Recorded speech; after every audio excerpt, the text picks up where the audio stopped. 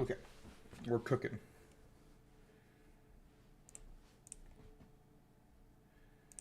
I want to zoom in on this page so I can actually see things to chat better. Okay. Okay.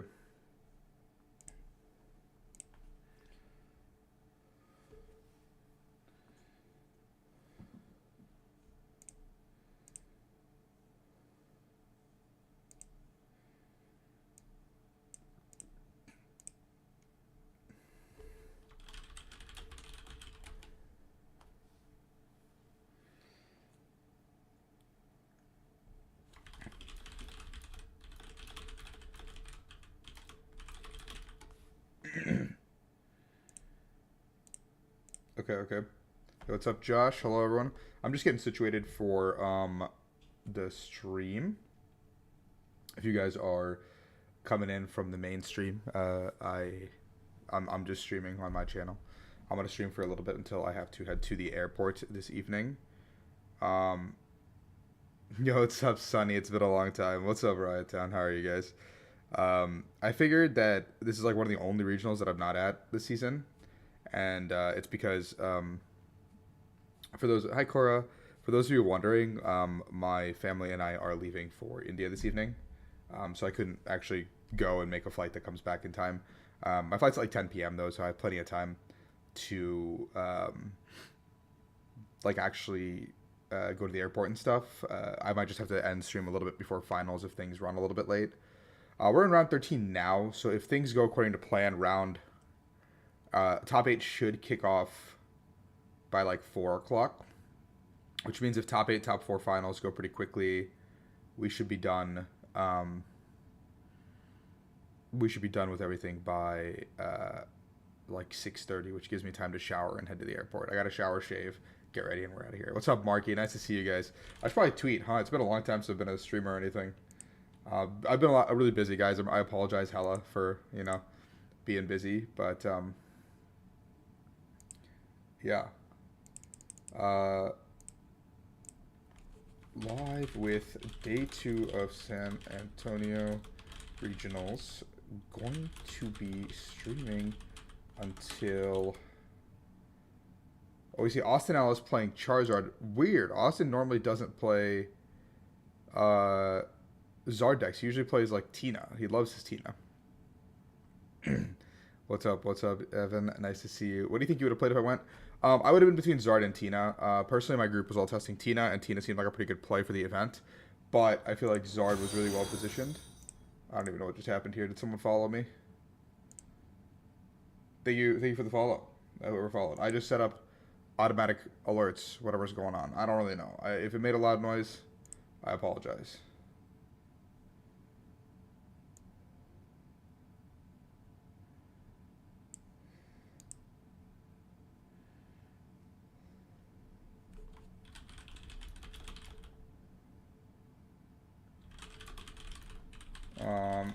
I would have played Zard, I think, just because I think Zard was really well positioned. But given that the metagame didn't really respect stall, and there is a stall that is performing very well, I think Cal Connor is like in win and in position to top 8. So I guess like besides Cal, Urshi Intel would have been a fine play as well. And Urshi Intel didn't even crack the percentage meta share chart or whatever.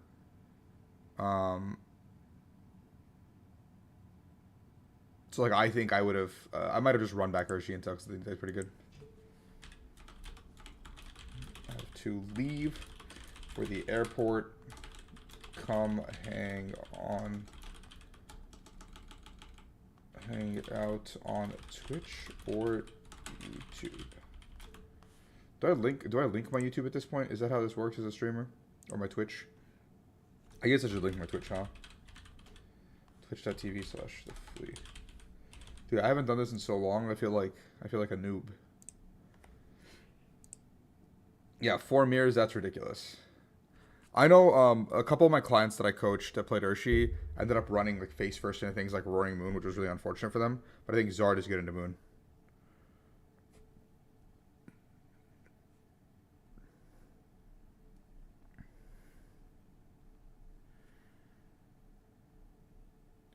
So, okay, we see Joey Nawal opening up with a Tomb here. He's playing Palkia.deck. Zard, I think, obviously takes second every time because Zard wants to just set up their board and play the game.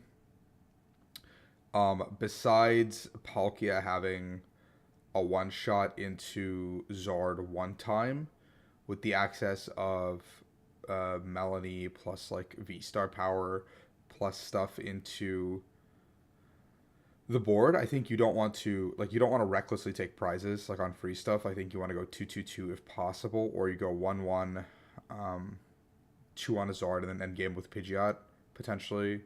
But the problem is there's like not great things to one shot it, which does make your life really difficult. Joey does, I guess, is deciding between the Chan Power or not here. Opening Tomb is a little bit annoying actually because you have Lumineon in hand, so Lumineon is just like not a playable card anymore.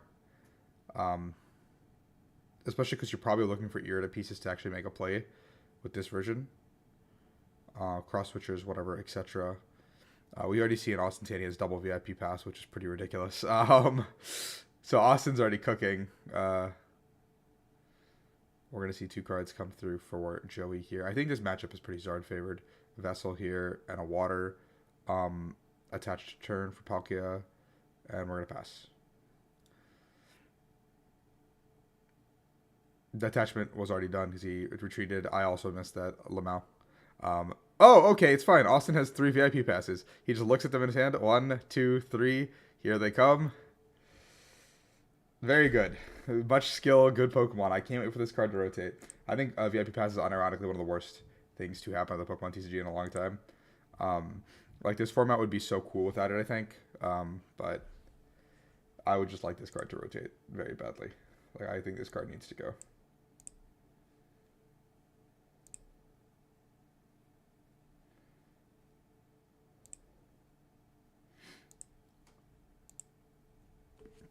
I mean, what Austin ideally wants to get is, yeah, this is like pretty much the perfect board here.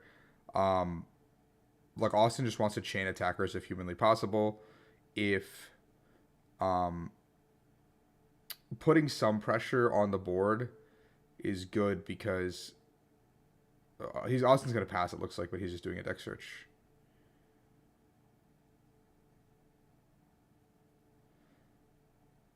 I don't know why they would let this happen on stream, by the way. Like, I get for the sake of the game that I would also do something like this. But for someone watching who doesn't know what's happening, it would be very confusing to just be like, why is this guy going through his deck and all of a sudden the other guy is just playing cards? I'd be like, what is happening? Yo, what's up, Season Salt? If you guys are coming in, thank you for watching the stream with me. I'm going to stream until I have to effectively leave for the airport, which I think is probably like, my parents want to leave at 7, even though our flight's at like 10:30. The airport's like 25 minutes, like 15 minutes away. You know, it's a universal parents thing, I think. Also, we haven't done like a real family vacation in years, so this should be quite interesting of an experiment. See how this goes. Ultra Ball Vessel. There's an Irida in hand, so we're just gonna go ahead and think Irida, right? Like, okay, we're just gonna go for this.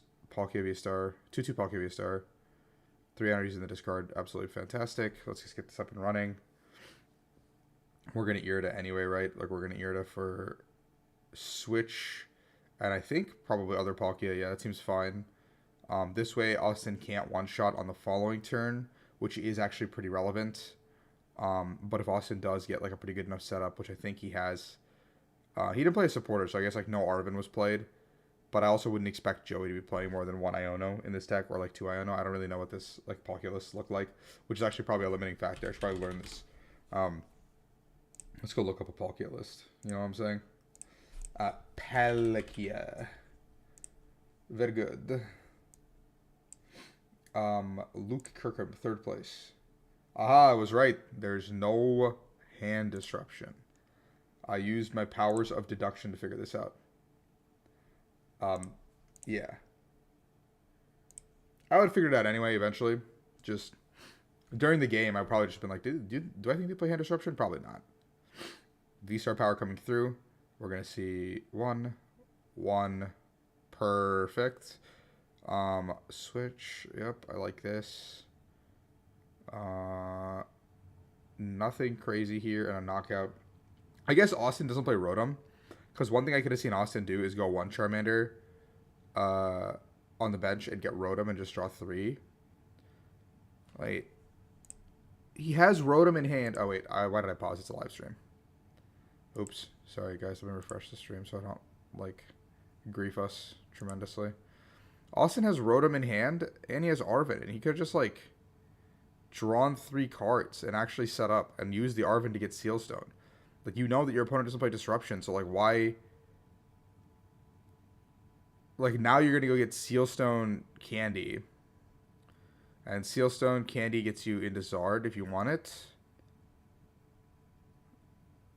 This feels so much worse, man.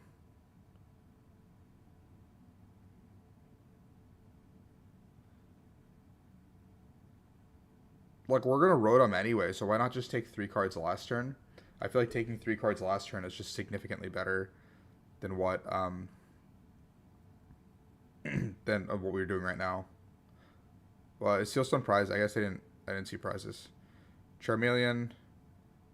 Why is Charmander in the active? This guy's just gonna die for free. What did we hope to achieve with this promotion? Okay, I don't know. I don't like that promotion. I think we should just throw in a Pidgey because in like a lot of scenarios we're just. Oh wait, there's a Spiritomb in play. Ignore everything I said about Rotom, guys. I actually am like completely giga trolling. But also, I feel like Joey's in like such a good position now. There's no hand disruption. We know this. We're gonna go ahead and see. This play getting a Vessel for an energy. This turn, Cross Switcher's Cologne Manaphy would be pretty disgusting, but we already saw the V-Star power, so we know that's not possible anymore. Joey has put a lot of energy into his discard. There's the Cross Switchers. I do see those. I think it's probably fine to just eliminate this Charmeleon on the bench. We're going to hit Secret Ninja. 1, 2. I think it's probably fine to take out the Charmeleon this turn. We can go ahead and Irida for... Yo, I think we did not need to V-Star last turn. I think we could have just... No, I guess we needed to V-Star to attack last turn. But I think putting 1 on Greninja would have posed a threat to some degree. But now we're going to go ahead and get the Cross Switchers, get the Palkia. I think take out Charmeleon. You know that Austin is missing a candy or something of that capacity. Like, he's missing a piece somewhere. You don't know which piece it is. But it's unlikely he's going to gather those 2 pieces again after Arvening for a tool that was not the piece. No. What? Whoa, hey, whoa.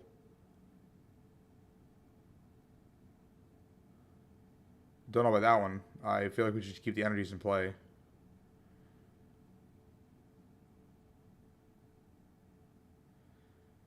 Really don't like that.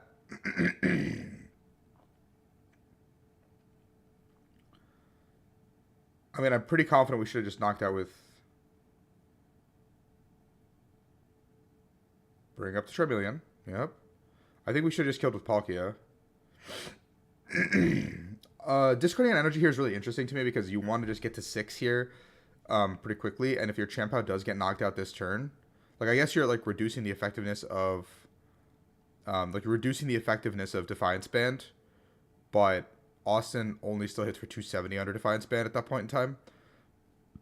So it's not even, like, that complicated. So the Defiance Band play doesn't even, like, matter necessarily here. Austin just thinning a little bit. We're going to see the Iono. Again, throwing up the Charmander.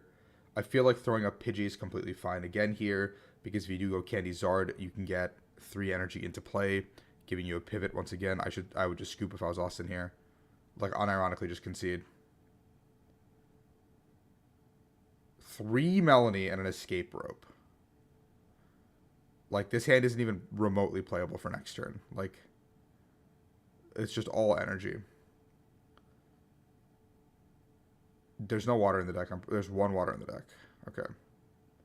I'm in India for... What's today? The 17th. 12 days technically, I guess. It's 2 day travel time effectively. So I am in the air for like because of travel stuff. I'll be like landing on the 19th morning. Given my flight's like pretty late tonight as well. Um, just slam the rope here. We're just cooking at this point. Um, and then I will be returning on the 20th. Like my flight home or my journey home begins on the 28th from India. So I'll be there for 9 days with my family. And then they will be staying. Um, they will be staying until the 13th of January to just spend more time there because my parents have a lot of like use it or like their government, so they have a lot of use it or lose it time.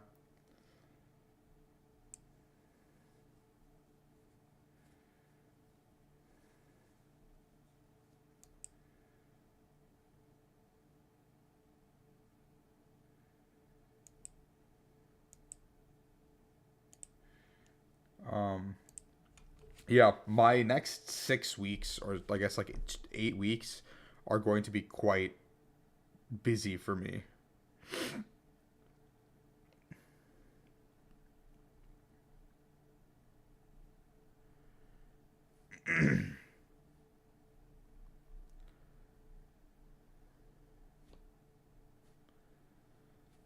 Um,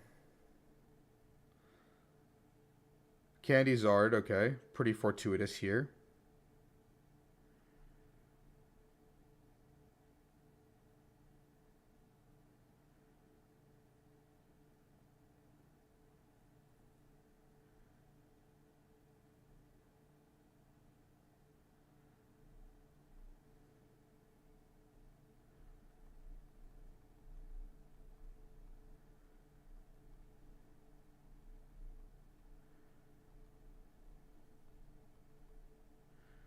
Um,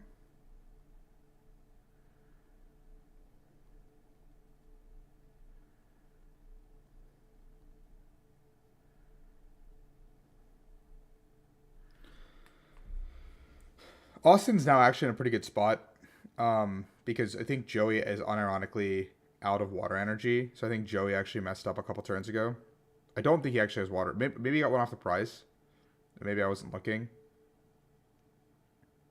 But I don't think Joey has waters left. Luminion's gone, so there's no play he can make off Ultra Ball. Like, what are you Ultra Balling for?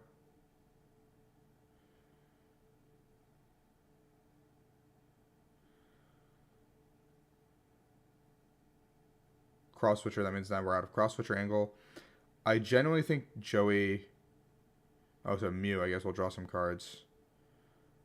But I don't know about this chant. Like, the attachment to the Greninja is just so weird to me. Because we knew we were out of energy. I guess, like, finding Super Rod here does the trick, like, just as fine. I don't know who that was, but thank you for the follow. Okay, VIP boss. That's, like, not... I mean, like, we can boss Manaphy and stall for a turn. Like, that's our best play, which is a really bad play. Um...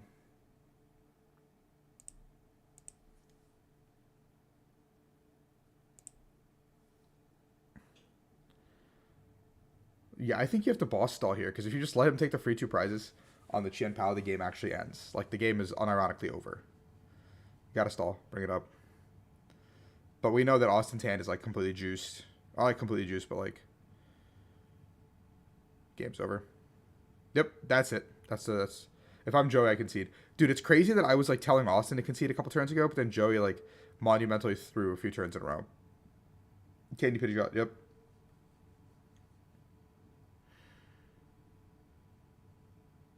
Okay, so like I think Joey's energy placements were like really suspect across the board. Um, like there was just energy placements that didn't need to go where they needed to go. Like the Greninja is never getting set up. So why are we ever putting an energy on Greninja? Like if Greninja gets brought up, we have to just rely on our switching cards and stuff like that. But we're never ever getting 3 energy on there because it's 3 manual attachments. We already used our V-Star power. We can't Melanie to it. It's one of the few things that we can't put energy on. And then Joey chose to attack with Qian Pao in a situation where I don't think you needed to attack with Qian Pao. because Defiance Band doesn't proc for 280. It only procs for 270 in this situation. So if you just go Palkia, have 5 energies on board, Chanpao with 1 on the bench, you're getting swung into for 270 even if a Zard Defiance Band comes out, and then there's no way your Chanpao is getting knocked out. So on the following turn, you go get a switch card, go 6 energy, one shot the active Zard, and now you put the onus on Austin once again to find the pieces to one-shot your Chanpao, and now this Chanpao's usefulness has outlived itself. And then as Joey, you're just looking for 2 prizes on either Pidgeot or another Zard or something. And at this point, as on at this point in time, Austin would have only taken 2 prizes on the Chanpao, so you can actually swing 2 times comfortably with Palkia and have a Melanie target the entire game. But like eliminating your putting your energies on your Melanie targets preemptively makes no sense in a deck that has Melanies. Like what are we doing? I actually don't know, Evan, because I have not played this matchup nearly enough. But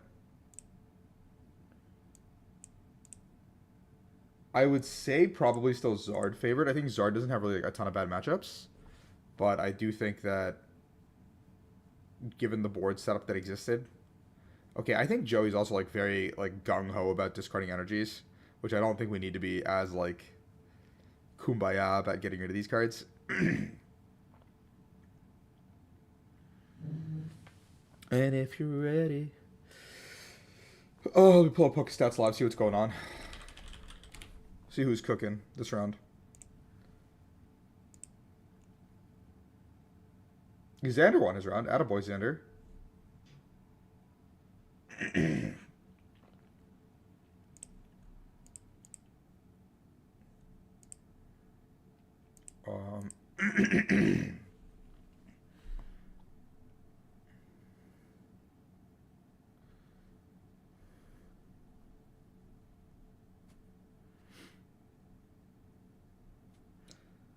Xander, I think, has to win his last 2 for money, which is like kind of important because he's not won money at a regional thing this year.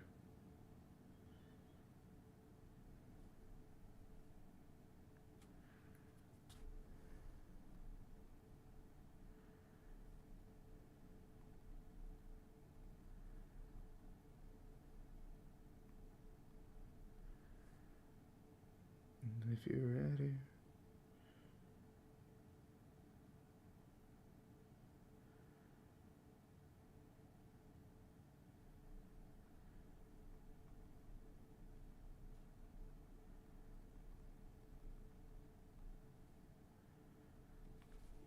Okay. Austin has a pretty good turn setup again. He's got the Luminian here. We're using Sealstone. We're just VIP passing again, just getting our board completely set up. Only 1 Pidgey, but it's completely fine because Joey doesn't have a ton of things on board. So the likelihood of Joey just like popping off, getting a Greninja into like a Cologne double Manaphy play is pretty unlikely. We see Austin's hand already has Candy Zard in it, which is pretty good for turn 2, just attacking. Because Joey's deck can't really like getting through 2 Zards seems pretty difficult. Like I think like on paper getting through 2 Charizards seems pretty difficult for this deck because you only have 1 Oko potential. So once those are like exhausted, you're just in a position that doesn't like really benefit you or behoove you. 1, 2, 3. Palkia V-Star can be established here. And we found a switch, which is actually pretty good. We just Ultra Ball away the Water and Vacuum, probably. Ice Rider seems okay to use at some point. Like, establishing a threat seems okay. Like on a Luminian or something, or just hitting for 250. Ultra Ball, yep, that seems reasonable.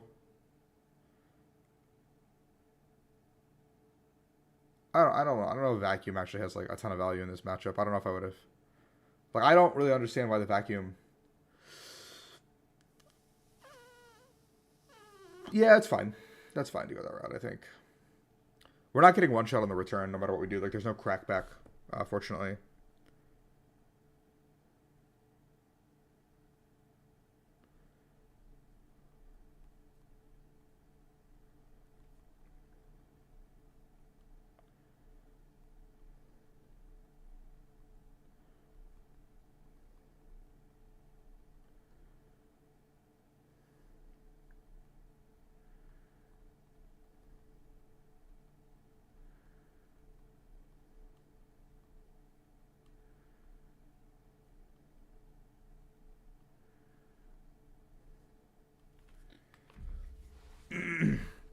Austin getting the Zard up and running. The first one, ideally, like a Pidgeot would have been super nice too. We're seeing attachment and a research.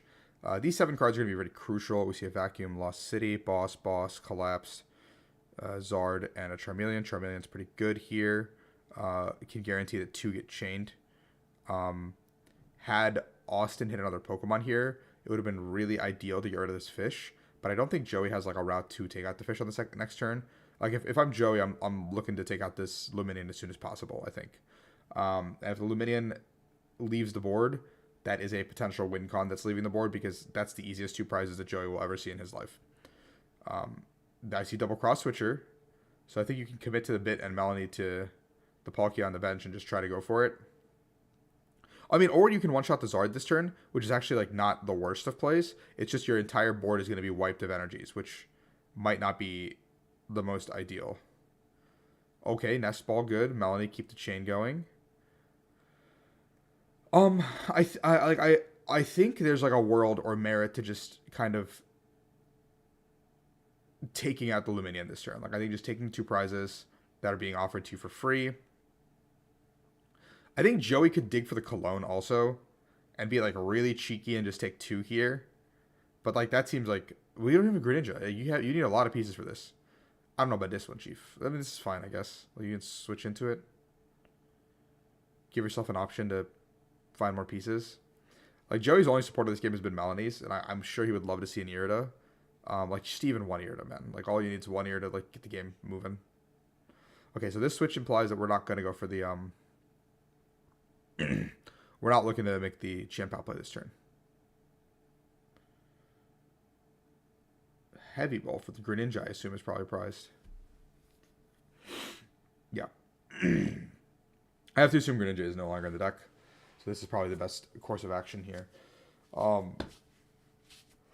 We can't really use Chien-Pao here, which is really unfortunate, because if we do, I think that we lose. Thank you for the follow. Who did?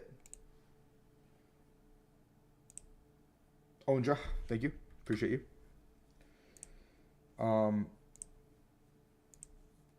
But I think in this situation, like taking the 2 prizes on Luminion seems pretty ideal to me. Like I would just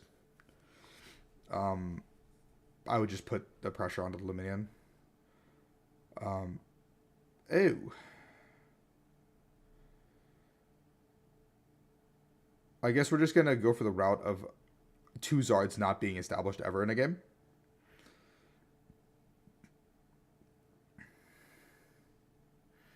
I would just kill Chien-Pao here. Austin has Boss Lost City for the Chien-Pao, which is like pretty good. I think that's the only way Austin gets put in a bad spot. So yeah, now we're taking out the one threat that can actually one-shot. And Austin's turn is super simple. His start has not been ideal. We're going to see this. So now Joey's win con is to chain 2 attacks into the Zard without another Zard being built up. But I don't know if that's necessarily like the greatest plan. I don't know. Where's the ability again?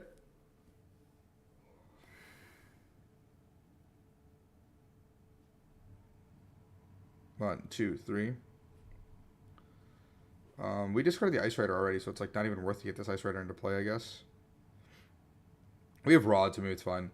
Minus VIP pass requires you to rotate out. I think that Escape Rope leaving the format is interesting, so it should be fun to see how that works without it. I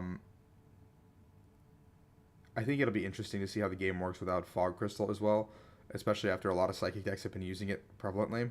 Level Ball being one that's gone, also huge. And Celebration's Mew. I think like that's one of the ones that I am kind of like sad didn't get as much like play as it did, but I also like I guess its usefulness is gone. Also 3 Melodies have left the board, so we're just now in a position where I don't know, like Austin has to just like go poke.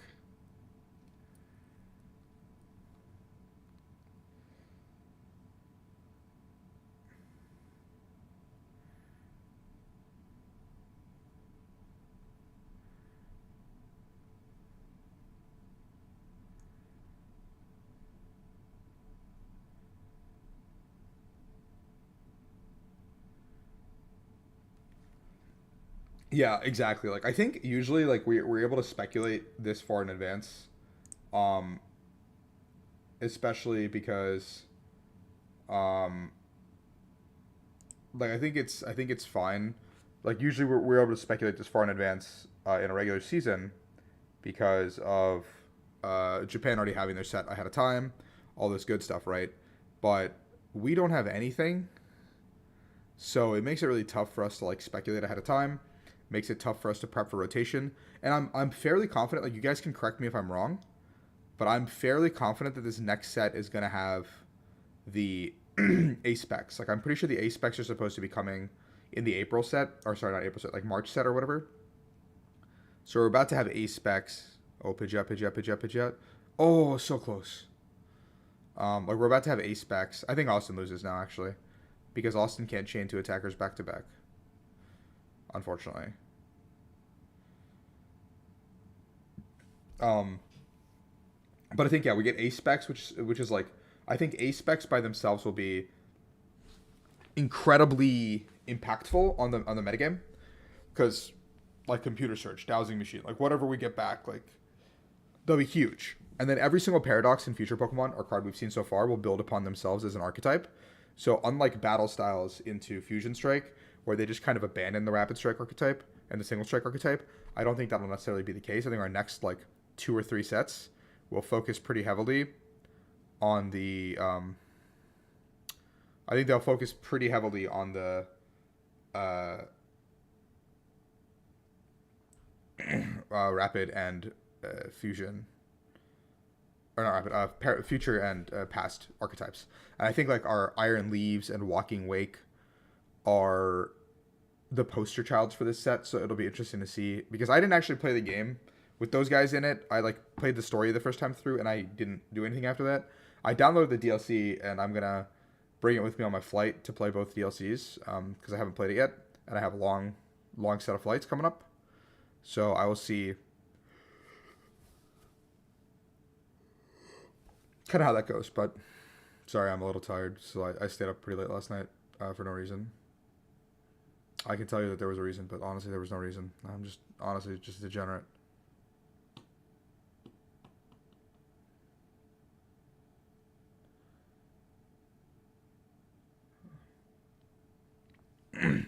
I mean, here you just prep the Ice Rider ready to go. So you have 2 attacks potentially ready to go, even if this guy gets knocked out somehow. But Palkia is like being chilling; it's completely fine.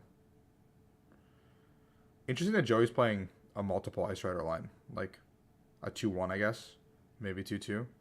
Oh, that's pretty good. I would just make a V-Star here. I would just use. I mean, you're not getting knocked out next turn.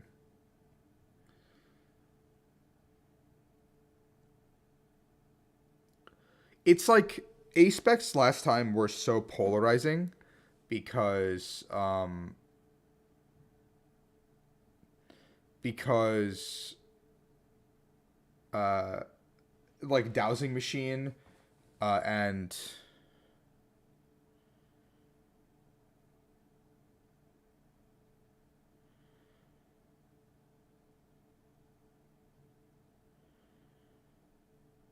Dowsing Machine and Computer Search were just so broken that no other A spec ever had a chance to shine. I think Gold Potion was played for a little bit. Victory Piece was played in like Victini style decks for a little bit.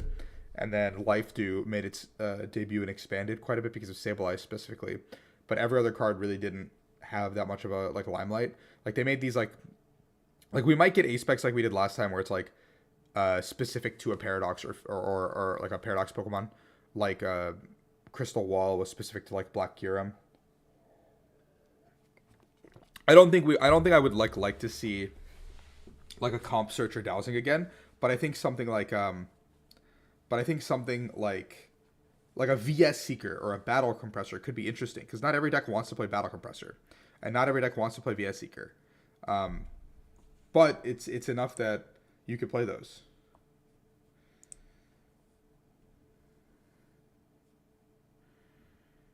Okay, Greninja prized again for Joey. That's unfortunate. We see one Charmander, one Pidgey, and a Charmeleon. The Charmeleon being prized for Austin is a little bit interesting. Also, both players playing Heart Gold Soul Silver Energy. Kind of based, honestly. $15 energies. Joey's playing very fast.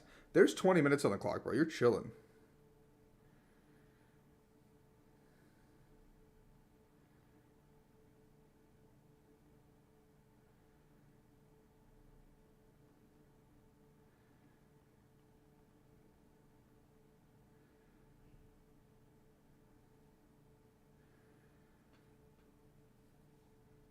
I'm gonna let Joey do his turn one while I respond to some messages.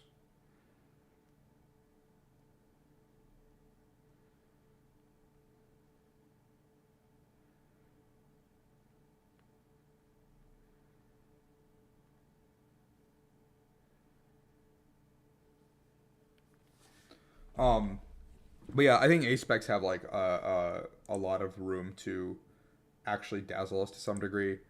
As it currently stands, like I don't want to see like some boring ones. Luminian top deck, let's go. But he got the Tomb, the preemptive play from Joey.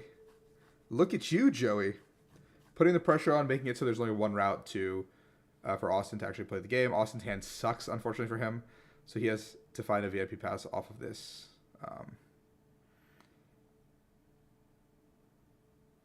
Three Palkia in play for Joey, just deciding that we're going to go for a beatdown strategy. I don't think Joey knows how much time is left, so I think he's playing like that. But you can ask. You can ask how much time is left because that is public information.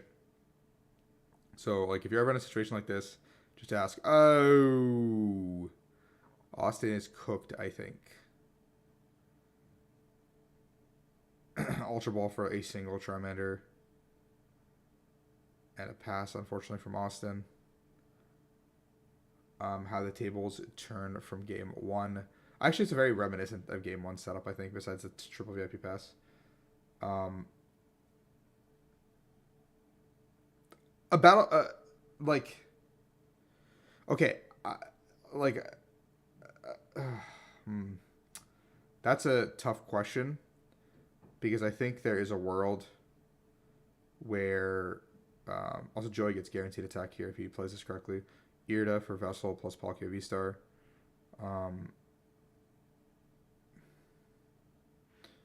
Or he goes, Vessel, Palkia V-Star. Just gets those two. Vessels for card out of his hand. Ultra Balls away that energy and something else. He can go ahead and just V-Star here and start attacking.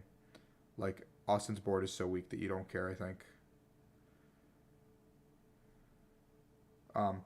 I think we could see a VIP pass reprint. But like maybe it just becomes a rather than only on your first turn, it's like if it's your first turn and starts in your opening hand or something, maybe it just becomes too broken. And if it's only first turn, that seems actually terrible for a spec. Like that seems absurdly inconsistent for an A spec. So like I think I would just make it something along the lines of it's just like a get two Pokemon at any stage in the game. Like just to get two Pokemon, a vanilla blanket, like a double poke search, get them onto your bench kind of thing. Maybe that'll be a lot better of a card because I think you have to realize that A specs are meant to be game defining in the same way that Radiants are, but I don't know if necessarily they'll have like a similar impact to how Radiants work because these are item cards or supporter cards. Oh man, you got to feel for Austin here. There's a boss's orders in the hand. Joey, just don't even think too much, man. Just slam the boss's orders. What's up, Zekrom? How you doing this evening? Thank you for the follow as well. Welcome on in. I don't stream quite often, so you guys don't need to follow me on Twitch. I honestly would not recommend it because like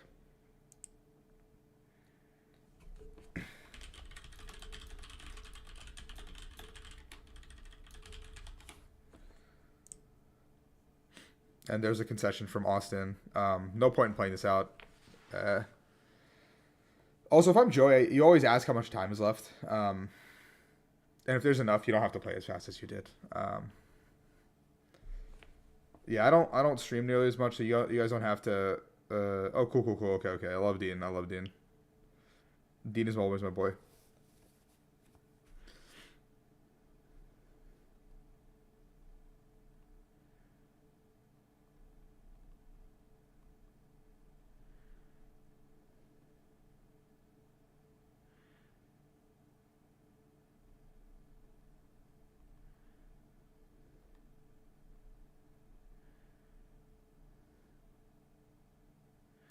I'm explaining to one of my sister's friends how Pokemon work, and she sent me a picture of Dragonite and Charizard and asked me if like they're part of the same species or whatever because she doesn't know Pokemon. And I like low key kind of explain some stuff, and she just responds with, "Is it because do people not like Dragonite because he's fat?" How do I explain this? No, what's up, Nova? Yeah, I like the sweatshirts. I have the Umbreon one upstairs, sealed still. I'm gonna bust it out for Portland. I think. I think the first time you'll see it, um,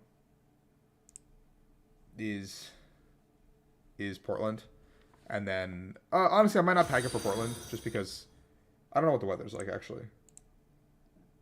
Thank you for the follow, James. I appreciate it. Nice to see you, brother. So now we're just chilling, seeing how the rest of the rounds. I guess let me pull up pairing, see what's going on. There's like 15 minutes left. Thank you, Lil, for his. Appreciate it. So I guess let's pull up pairings. We can take a look. Riley at table 1. He's up. He got matched into the stall, but I think Riley like has pretty good chances. Oh, he already lost. So Cal is locked in the top 8 with the Snorlax stall. Cal is just hoping that Dan Hugar doesn't make it here, I think, at this point, because Dan Hugar is probably his worst matchup. I didn't see Azul's game on stream yesterday, so I don't know if they actually play answers into stall with their Charizard build. But Riley is playing Rapid Strike, so Riley would like to dodge Rain, I think, this next round, because Rain, I believe, is Fusion Mew. Azul with 34 match points playing Zard. Dan Hugar playing Tina. Dan already beating Cal today. I believe Grant at 31 match points playing Charizard. I don't know what Hale and Allen are playing. Roche and Keaton at 29. Hector and Grant at 28. Andy Gantner taking the win over Derek Davis. 1 or 2 wins away, I guess, still. Andrew Hedrick and Nathan Potter playing. Andrew Hedrick looking to make more waves here. Landon Kettler and taking it over Cody Hope. Landon Kettler, regional champion from last season. So pretty impressive. We just saw Joey take down Austin. Sawyer Melvin and Christian Font not playing. Christian winning the regionals literally last weekend, and Sawyer having a top 4 under his belt this season already. So both these players having phenomenal seasons, with one of them potentially putting themselves in a position to go all the way again. Sky Dela Cruz taking down Lucas. Lucas starting 801 on a tremendous slide today. Really unfortunate for Lucas. I hope he turns it around. I think at 931 you are eliminated from... I guess... Are you eliminated? Like, okay, we had, how many? 1793? Let's go to Limitless, TCG, Tools, Swiss Calc. I was like, what, 1800? I always do 0.17. 2-day structure. Boom. So in theory, 35 is usually okay, but I feel like 35 has not made it at the last couple of events, especially with something this big. How big was Pittsburgh? That's probably the only one that's comparable. Pittsburgh was very similar in number, and I was the only 35 match pointer to make it there. But I think in Peoria, everyone made it at 35. So I guess it just comes down to like what Cal does for the rest of the day. Because Cal now is like Kingmaker. Riley's in a really good position because Riley obviously wants to hit some of these Zard players, but I think it's completely fine. Did anyone watching the stream yesterday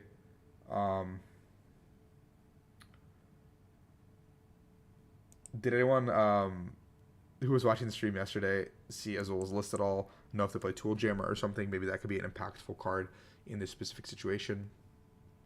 We see Nick Robinson at 10-2-1 coming off of a hot start from yesterday. Caleb Gettimer at 31 match points as well.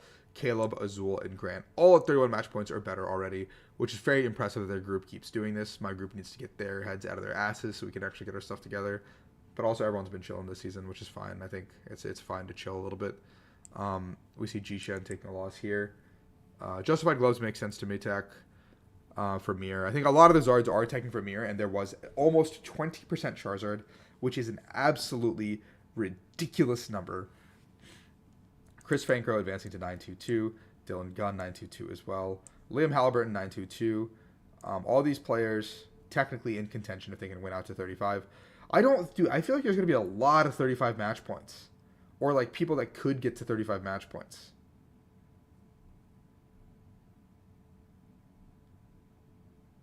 Dude, regionals are hard, man.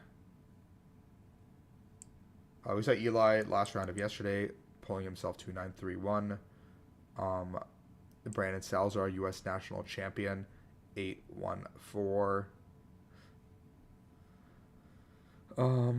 Seeing if I recognize any other names. Jalen Jones, 9-3-1 as well. Vance Kelly, our world champion, 9-3-1. Dude, the 9-3-1s go down to table 49. Wow. Dude, it's going to be crazy to make money at this regionals. Isaiah Bradner, 27 match points. Xander Pro, 27 match points. Shout out my boys. Kamal Crooks Valdez. YCS, like a really famous player. Abon beat Michael Slutsky here. Reagan Ratzov, 26 match points as well. That's my boy. Michael Davidson, 6-4-2. I think he came in a day 2 at 5:04, so not the hottest day for him today. Jack Carter, finalist at Peoria. Jesse Spencer, top 16 at the current rankings. Clifton Dadgard, let's go. Okay, 8-4-1. Clifton, I see you. Let's put some more match points up there. Let's get some meat on those bones. You can see players already starting to drop here. I think if I came into day 2 and I started 0-2, at the current position I'm in, like unless I really enjoyed my deck, I would probably drop. Or like I didn't have anything else to do, like I would probably drop just because like at 0-2 you're not guaranteed anything, like not even 64 potentially. You have to win 4 games to get there. If I came in at 6-2-1 match points wise. But if it's your first day 2 ever or whatever, guys, like you don't have to do what I do. Just like go and play your day 2s. Junior champion Jose Cruz Garcia, Nathan versus Lucas here. We're just now waiting to see the rest of the pairings. Let's go see what the stream is cooking. We see our casters talking holiday sweaters.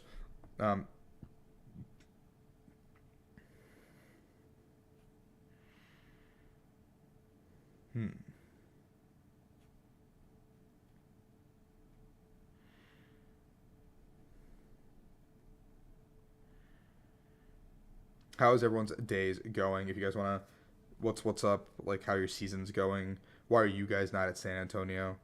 Let me know in the chat. I'm just chilling, hanging out with everybody, watching some Pokemon. Day can't get any better than this. Have a flight later to take, but it is what it is.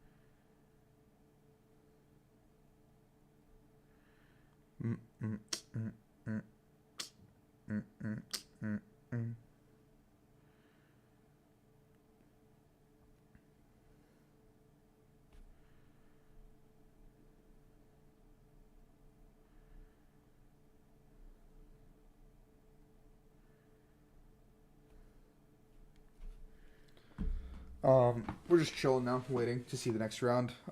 If you guys are at a regionals ever, you can use the, oh my god, follow. I need to figure out that noise and why it's so loud. Thank you for the follow, Hamza. Appreciate you.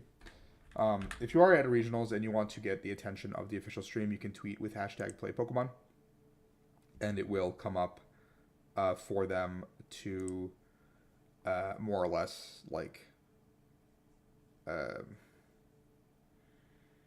put on stream. That's what I'm trying to say. They'll put your tweet on stream potentially. You can see Emma here talking about her plays at the side event tables. Oh, what just happened? That's a new sound. I didn't hear that one before. Yo. Insane teaser. Thank you for the Twitch Prime. I don't actually stream that much, so I appreciate it a ton. You guys shouldn't use your primes and stuff on me. I appreciate you guys supporting the content and all that stuff, but I don't usually find myself on Twitch as often as I would like. I will be trying to do more just like casual streams where I just hop on for like an hour or two, play some Pokemon, talk some anime, and get out of here. But I'm going to be doing a lot more YouTube content. I have a lot of things I want to do when I come back for the new year. Um, a lot of tournament reports. I will be traveling quite a bit. So, oh.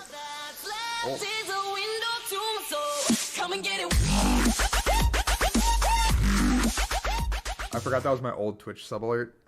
So I think that might be just like a rehash of my old sub you guys just did. Appreciate it a ton. Next regionals for me, Charlotte. Excited for you guys. I am okay. My schedule will be I get back. Um,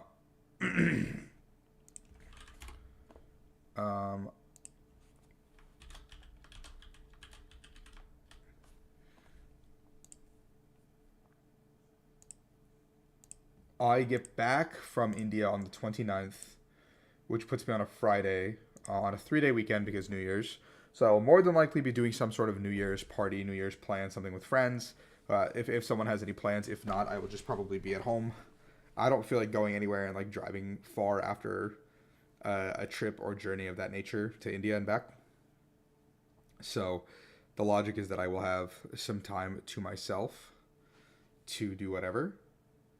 My headset die?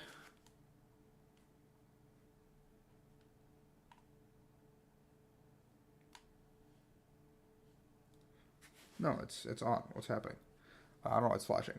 But the next, I get back and then I go to Portland, and my flight to Portland is not like a direct flight. I have like a layover, so it's like a little bit annoying.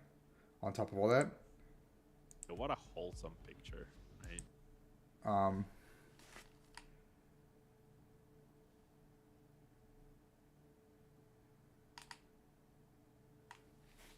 Okay, my headset did die. What the heck?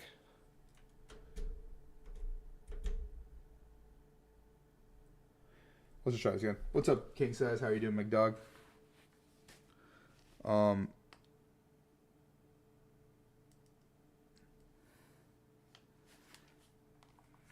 What the heck? Let's just plug it in.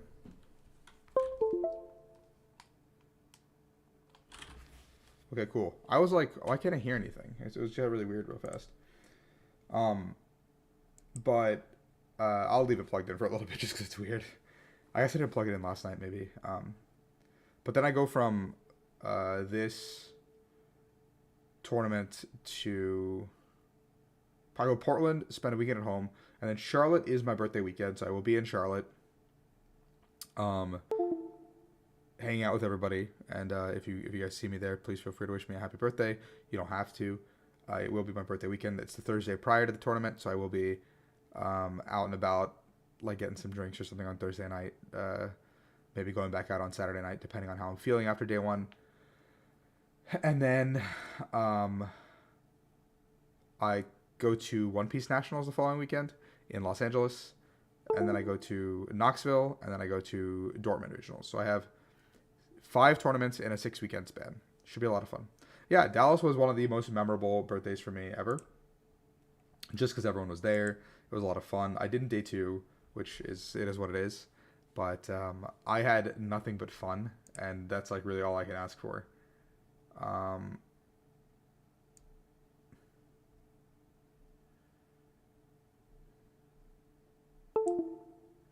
Like, it was just honestly like one of the most fun like weekends of just like a bunch of friends and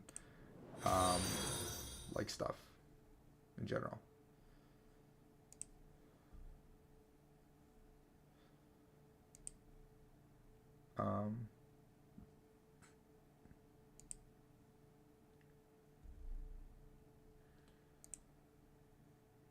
We did. I don't. Did I win? I lost a lot of games at regionals. I lost a lot of games at regionals. That was the shock lock one, I believe. The shock lock regionals.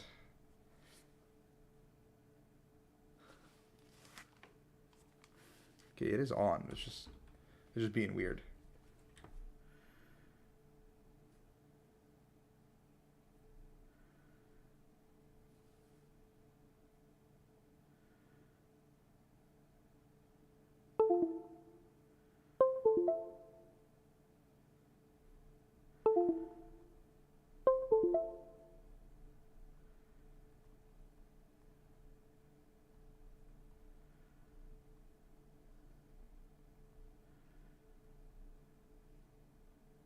That makes sense. I remember I just had like a bad time because everyone like knew how to play into shot clock, and I just like couldn't win games. And it was just like a really sad time to be me. Let me pack my portable charger real quick too. I have my like backpack behind me for this trip. I'm not taking like a new backpack or anything. I'm just taking like an existing. Here, take my headset off. I'm just taking like this Nashville backpack. I think this is the one at the store that they had. It's just easy to carry around. I don't have a ton of stuff with me. I'm basically just bringing like charger, like a little bit of electronics, my Switch, iPad, all that stuff. My clothes are in my carry-on, passport, all that good stuff, and then yeah. Okay, let's readjust this.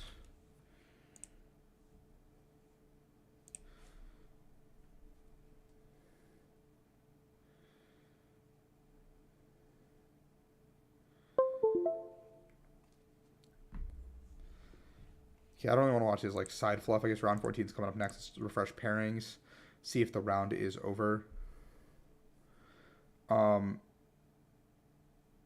They are making worlds harder. There was an interesting debate, honestly. So Grant and Dan Hugar ended up tying, putting Dan Hugar on a win and in, Grant on a win and bubble. More than likely, this means Azul gets matched into Cal Connor, which I don't think is a good matchup for him. But Cal could concede Azul into top 8 because it's a matchup you do want to see as Cal in top 8. Like he wants to see the Zard, he wants to see the Rapid Strike. He wants to see anyone but Dan Hugar, I think, at this point in time. Let me see what PokeStats Live has about decks.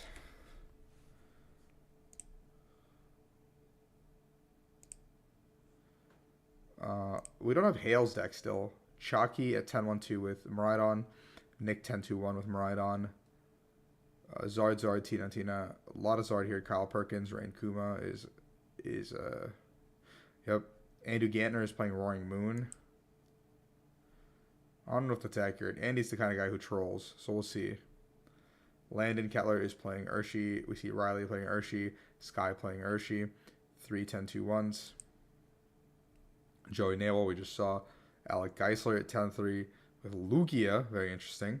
Alan Zhu with Guardy here. Christian Labella with Mew at 9-1-3. Ethan Chow at 9-2-2. Chris Franco. Matthew Stratford and Liam Halliburton both playing an other deck. Liam never plays normal decks. It's fine. And Nathan Porter. Where's the moon that was doing so well on day one? I think it was Julio Santos de Leon. I think he was 801, and he's just been having a bad day today. DJ Umtouch. Other Zach Cooper. Jalen Jones. A lot of Roaring Moons doing pretty well, actually.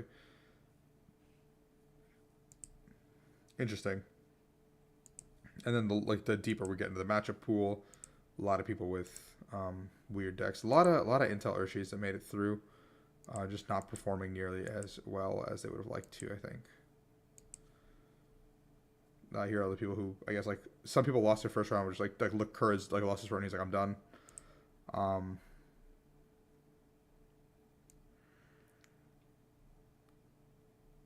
Which is valid. It's very valid to feel that way. Some people here sticking it out for those 128 points.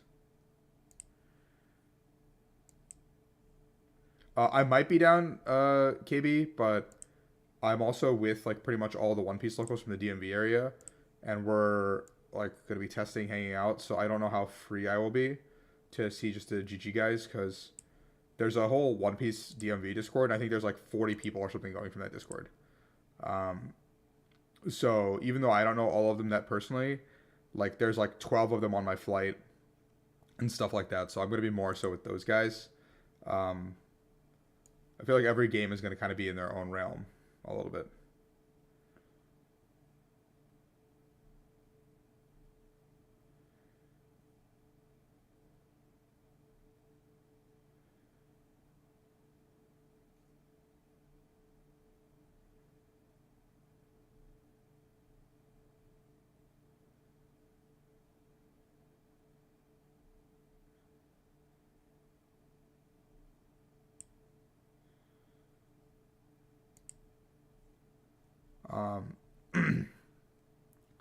I definitely am excited for that trip.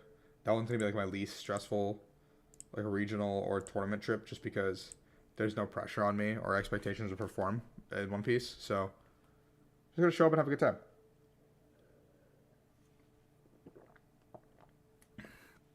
Pairings still aren't up. I don't think people are just kind of wandering around, um, or maybe they aren't. I think those tables are like wrapping up. Maybe.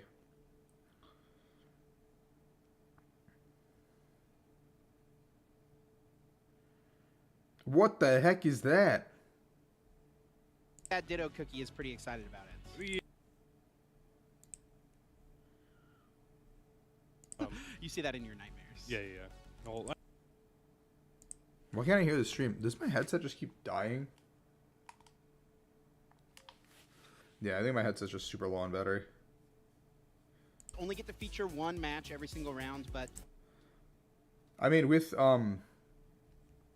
something like One Piece Nats and like Digimon Nats, like we're playing a best of one format for however many rounds exists until there's one undefeated. Then we cut to a top 32. Like the pricing isn't even that like amazing. Like I don't know. Like I feel like those games are more built to have fun. Like yeah, being competitive in those games is fine too. It's just like it's just having fun with a game that there's like you guys are BO3 all the way through. We're not. We're BO1. Have you tried Lorcana at all? I played a little bit of like set 1 with actually Chip and Jeremy. When the cards actually came out, I think we had gotten like leaks of the first set. It's a fun story. There's like I think leaks for cards or something came out leading into set 1, and we were on. I might just be laying back. That might be why. Like I'm just like laying back in my chair. Leading into set 1, the leaks came out and we were at Hartford Regionals and I did in day 2. And I remember I was sitting in my hotel room, just like, or not in my hotel room, but I was in the hotel lobby and like some of the other guys who did in day 2 were like, let's go to the casino. There's a casino like 10 minutes away. And I'm not like I don't gamble. Like I think it's fun to watch. I just don't like gambling. It's just, I'm a very a risk averse person. So I was like, nah, you guys go on ahead without me. I'll just like chill in here and like play on my phone. And I remember it was like 9 p.m. or something. And Joe Brown messaged me and he's like, what are you up to tonight? And I was like, not really much. Like I already ate and I'm just chilling in my hotel room. What's up? And he's like, well, me, Chip, Kyle, Jeremy, Hegster, like all the casters are like, we printed out like proxied Lorcana decks, and we're gonna be playing in like our hotel lobby. Like, you want to come over? And it was like a 7-minute Uber or something. So I headed over and just played Lorcana with them until like 3 a.m. And I thought it was like fun, but I didn't really know what the heck was going on. And it also felt like some cards and decks were super overpowered compared to others. It might have just been how they built it or whatever, but it like turned me off the game.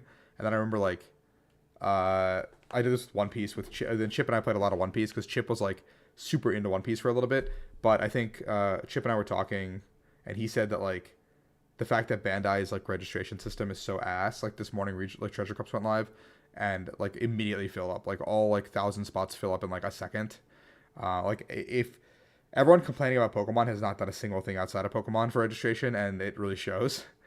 So Chip just told me like the whole fact of that turned him off the game completely.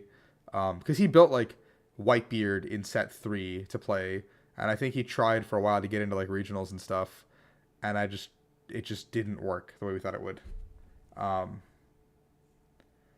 We see the caster predictions come back up for the cards. Some people taking cop outs here, of course.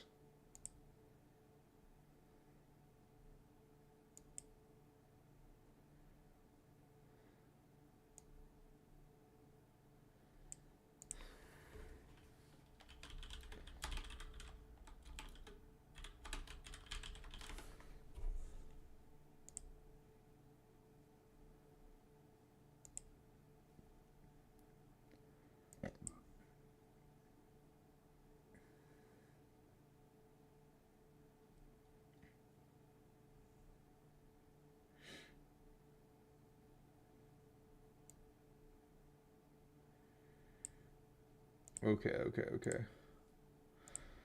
Do you think stall is healthy for meta? Yeah, I think so. I think having so I think there's no real. I think stall is fine versus control, because I think stall in a vacuum you can play cards to beat it, or you can tech your deck to deal with it. So you either win or you lose pretty much based on the merit of deck list, which I think is completely fine. Like the stall players also don't want to see like mini or they don't want to see certain things. You have to play around every card in the meta, play around certain things. But on the flip side, control is very different because control is like one of those archetypes where you don't get to play the game sometimes because they could just set up and put you in a really bad spot, and all of a sudden your entire game plan is like cooked. So I don't like control necessarily, but I think stall is completely fine because like there's very little like interactivity from your opponent. And you just kind of do some things and hope for the best. Also, probably after round 14, I'm gonna dip for an hour before top 8 starts. I might get a jump on just like finishing packing. So if you guys are here for that and want to come back for top 8, just keep an eye out for my return stream. I know round 15 will be a pivotal win-in round, but I know there's going to be like a bunch of IDs and scoops and all this jazz. So I will probably take that round to take a quick pack up the rest of my clothes, my backpack, all that good stuff. Take a quick like 45 minutes to do that. Jump back on stream when top 8 starts, and then stream until probably like 6, and then go shower and head out. So I don't think I'll get to finals, unfortunately. Maybe I will. We'll see. But I feel like we're not going to make it to finals based on this pace of this tournament. I guess they're an hour behind, so maybe that's why I like underestimated how long this would take.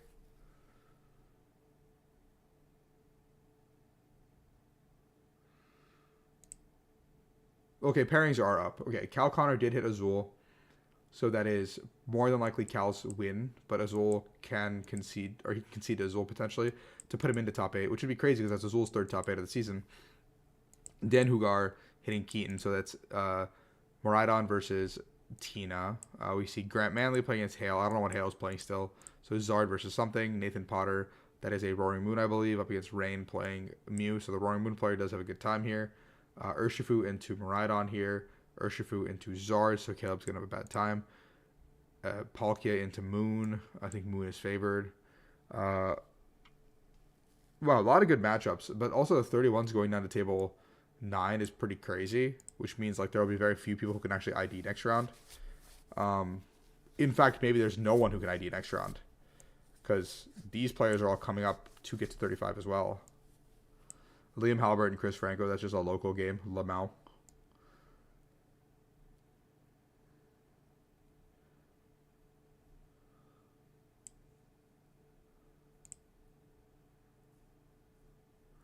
Better than the Twitch chat in the official guide. Yeah, I mean, I hate Twitch chat. I always turn it off.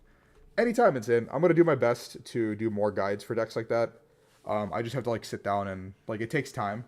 And I want to feel very thorough about some decks, so I don't want to, like, I want to, like, actually know what I'm talking about rather than just yap for the sake of yapping. Yeah, sounds good, King. Just DM me whenever on Twitter, Discord, whatever. If you guys ever want coaching, DM me on Twitter, Discord, all that good stuff, because it usually, given my erratic schedule, I can't really like commit to full times. Okay, so we're gonna see Keaton versus Dan on stream, which would be a fun matchup. We see Tina versus Moridon. Tina being one of the few decks that probably has a good chance to take this tournament down. Yeah. But yeah, coaching, usually just DM me wherever, and like I kind of have like limited hours depending on the week. Like this week, sorry, like for the next like 2 weeks, I won't have like any availability just because I'm gone. And then when I come back, I'll have like some days available, but not a ton because I'm traveling for a majority of the next coming month and a half, 2 months. But yeah, yada yada. Like it's kind of a DM and figure it out.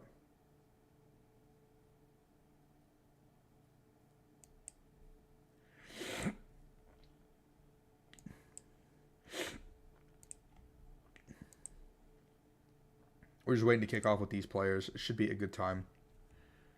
Dan, a great guy, nice guy. I played against him at LAIC round 1. He flipped over Spiritomb to start the tournament, and I was like, oh, that's not great for me. But yeah, all things considered, it was an interesting match round 1. I've never had like easy round 1s of ICs, so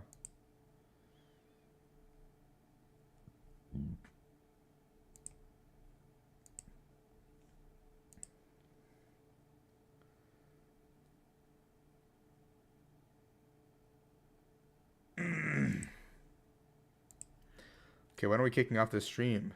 I'm trying to see some people cook. I'm going to look at resistances too. It's important to look at resistances at this point in the game because... Yeah, I did. I think Cloth is a funny deck, but it's also just like not real, I guess. I don't know. Like, I wouldn't play Cloth. I think it's just too goofy.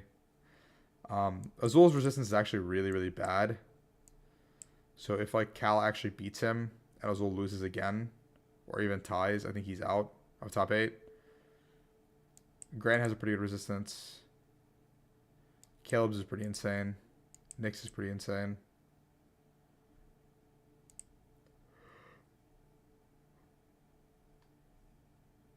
Christian Font not tying.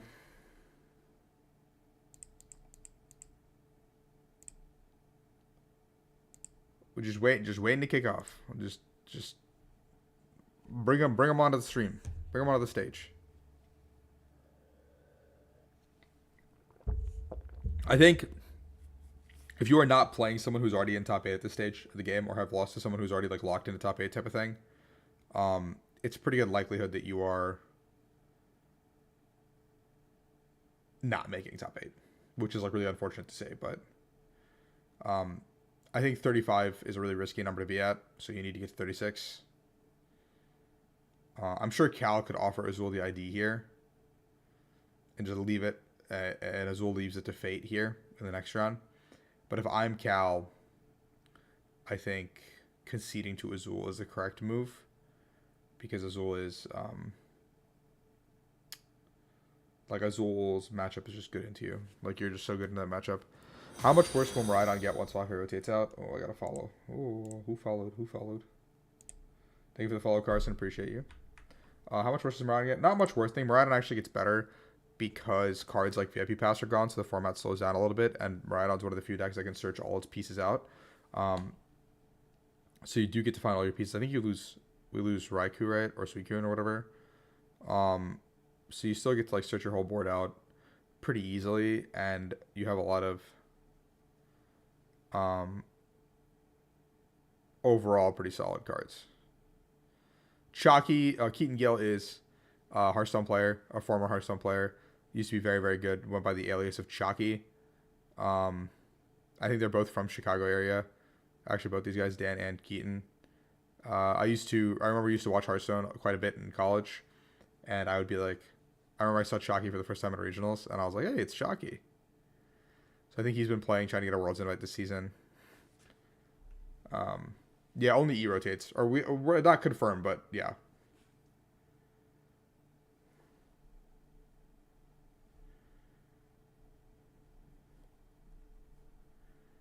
I'm sending my buddy Ray a snap of this because Ray and I also go through Hearthstone.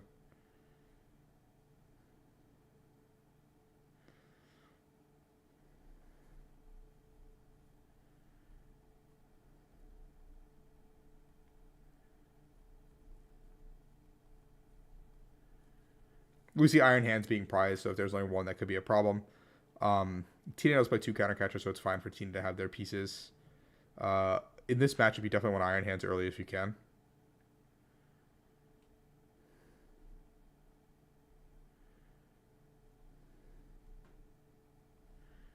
Yeah, you probably will. I will not be playing like actual local locals, but I'll probably be at more cups and challenges.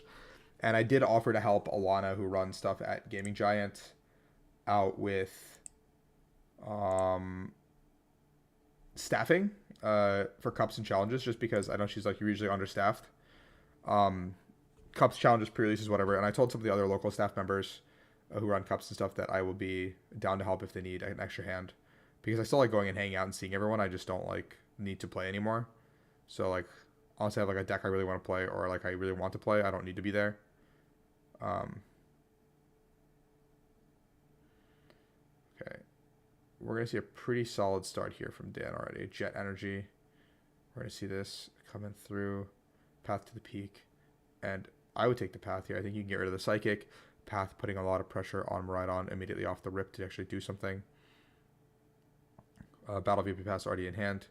Going ahead and grabbing ourselves a Comfy, and probably a Tina, I think would be the correct choices here. Just doing a quick deck search, seeing if everything is there.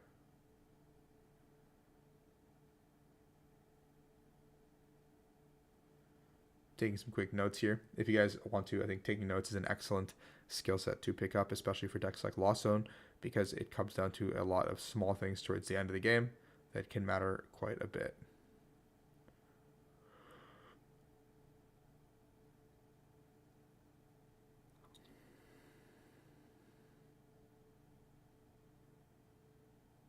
Yeah, if I'm Dan, I'm just grabbing. I mean, you get double comfy too here, I guess. Just aggressively push towards 10.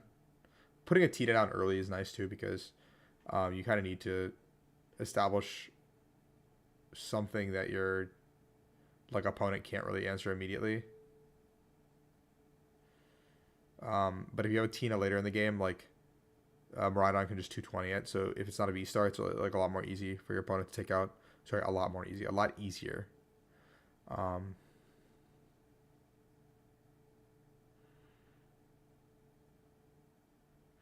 We're going to go ahead and see the grid has already been used. Comfy's already been used. Probably the judge is asking for some sort of marker. They don't usually ask, but they do say like to make this stream look pretty type of thing. What are our choices? Switch cart, leaving the field. Pokey gear. We're keeping the gear. Don't have a piece in our hand. Path to the peak, and we're going to go ahead and pass for turn, I think. So this puts us at 4 in the Lost Zone because we have a switch cart in hand as well. Peony. Oh, we're playing the aggressive build. Oh my, oh my. Okay, we're going to see him right on hit the board.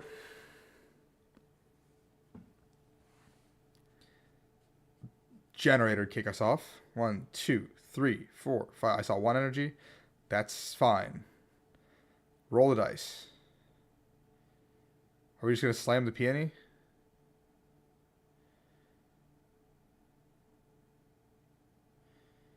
I think we have to, right? There's no other card we can play.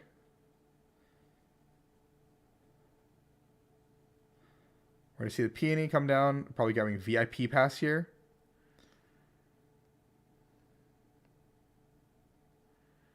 Okay, Shocky checking all his Pokemon. 2 Iron Hands in the deck. Beach Courts as well. Okay, we're going to see a VIP pass for... The problem is that we can't get rid of this path. Like, how do we...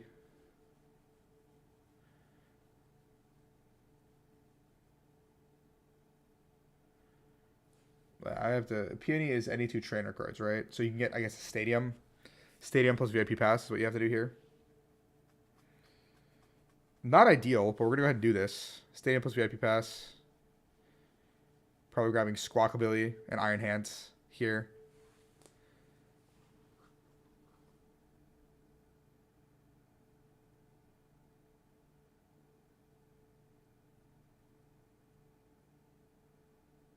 And then you can go get Iron Hands plus Flaffy with this next search.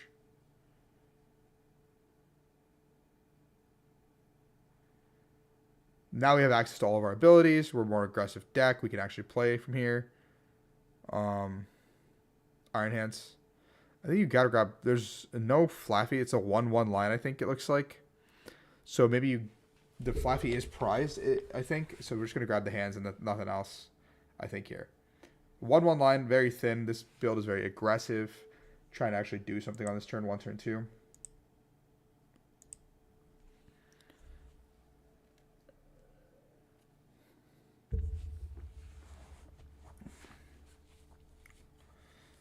We have access to... I think you always restart first here, just to see pieces, before we even dump some pieces. Restart. Lightning, and then... Is that generator? Yep. 1, 2, 3, 4, 5. Nothing. Complete whiff. I love how Dan is just like chilling, letting Keaton play his like 45-minute turn, because this is the only turn that really matters to the game. Keaton now down 2 generators to the deck, 2 energy already in the discard. I mean, I feel like we're going to give up on an attack here. I think you just commit to setting up hands over 2 turns. I don't know. I would just... Oh, we're going to motivate this turn. I like that, actually. Squawk and Seize. Motivate's actually a really cheekily good play here. Hey, look, I found all the energies. 1, 2, 3, 4. I think that we've seen 8 already. Honestly, yeah. I've been playing some League with Richard Evan a little bit. He's been inviting me to his ARM game, so I've been joining their stack. I don't speak because I don't like know those people quite well, but I just join them sometimes.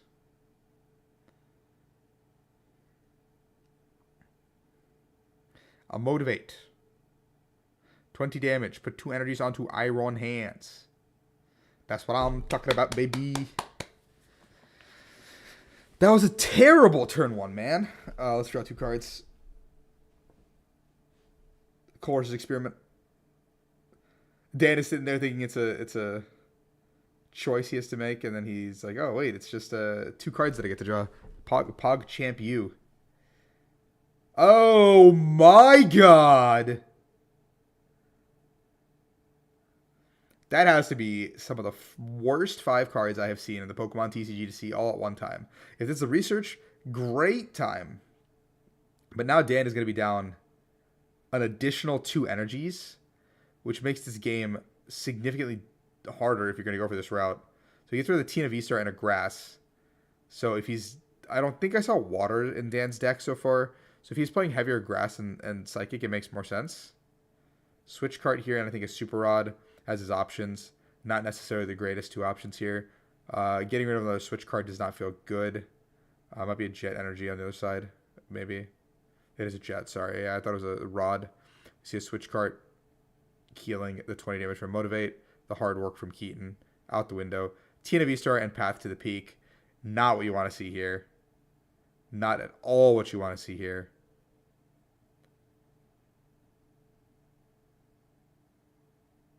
Tina V-Star hitting the board. Cramorant hitting the board. Psychic attach for turn. Retreat for free with Beach Court. Let's see if Dan remembers that that's actually in play. Yep. And we're going to Cramorant for 110. This is lasting damage. This does mean that we can pepper some damage onto that end of the Mew EX down the line. Sealstone top deck. That's pretty good. Generator to start. Let's see where the winds of fate take us. 3 cards and a dream. Can this be the turning moment? The crowning moment for Keaton?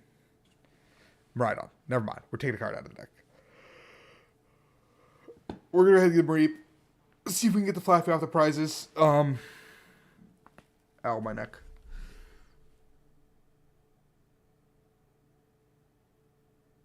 If this generator is good, we can even power up Mew to copy Lost Impact. Soon. Like, if the generator hits 2, there's not that many energy, man. There's like 4 energy in the whole deck. We are not cooking. This is the opposite of cooking. We're burning the kitchen down.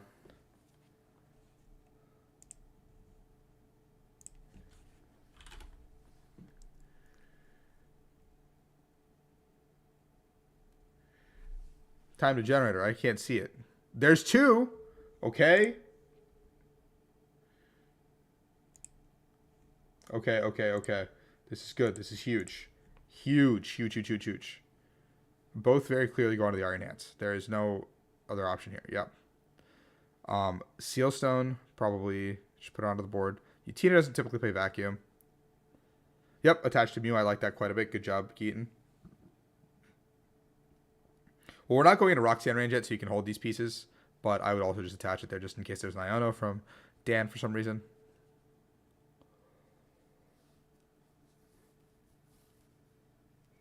We're going to go ahead and see the Ampu very much. Ampu very much.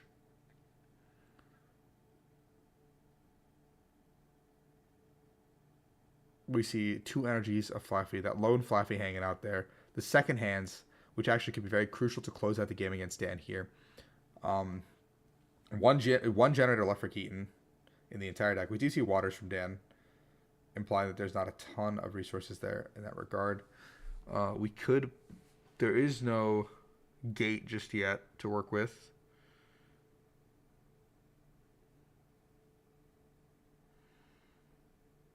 Okay, easy choice here, I think. Nest Ball and VIP Pass later.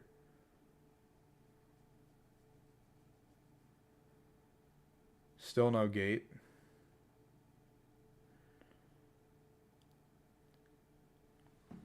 Bunch of Tinas in hand. It needs a gate this turn. Needs a Mirage Gate. Path to the Peak and Boss, I think, was that other card? Boss's Orders. Gone now. 9 Pokemon in the discard. Can retreat. Yep.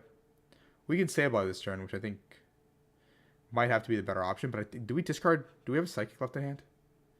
Chorus and a Gate. There's a Chorus gone. Absolutely bonanza. We've got our Gate ready to rock and roll. Tina hits the board.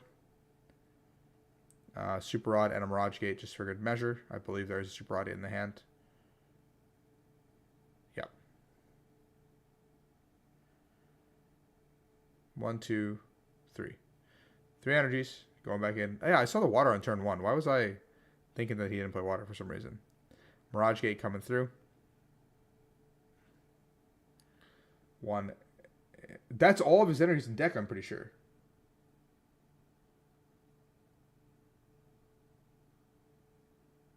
Dude, what?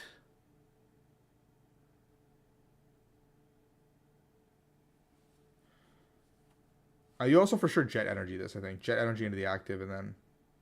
You already saw Raichu hit the discard, so it's not like that's a big deal.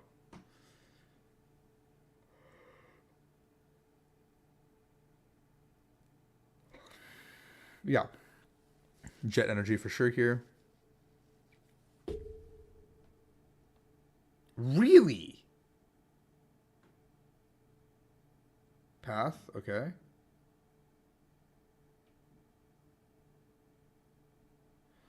I guess Rope you can play out of because of Ampy very much still. Like you can throw up the other Tina and be okay. We see the knockout for 2. Okay. Cool. We have Vacuum plus Lubinian for boss potentially.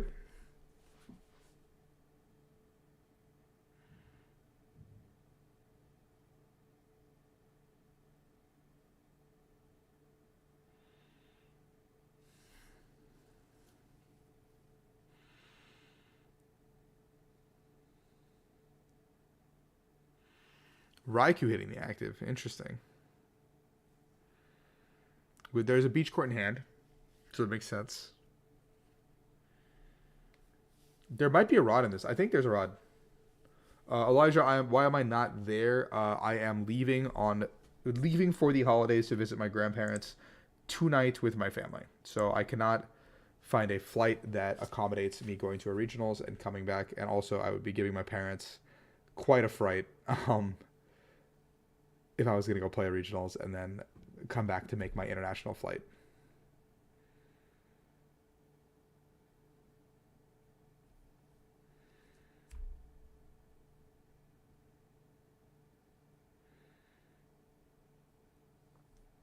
So I am unfortunately sitting this one out. I'll be missing this one and Indianapolis, I believe. Indianapolis is my sister's graduation from college, so I will not be attending that tournament either. However, I will be at pretty much everything else. We're going to see Miraidon.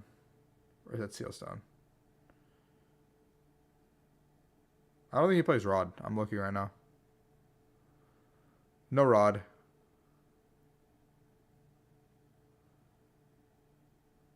No Rod.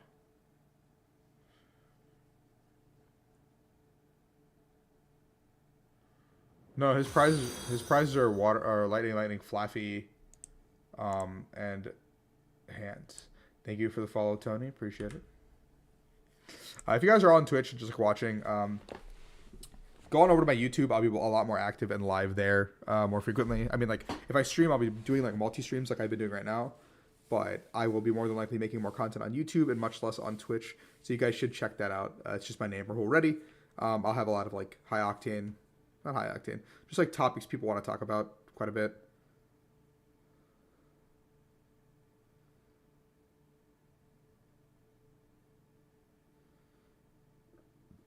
Not having Raichu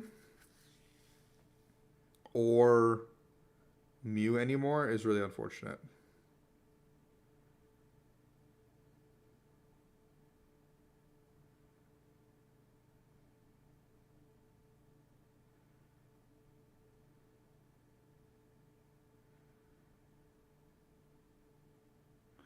Eliminating for the Iono. I like that quite a bit.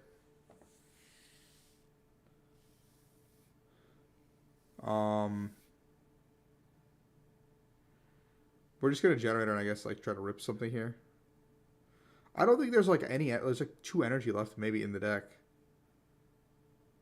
Oh, okay, all right. My bad. I stand corrected. Maridon, baby. This is how it works. Yeah, power up the Maridon. Attach from hand to Raikou.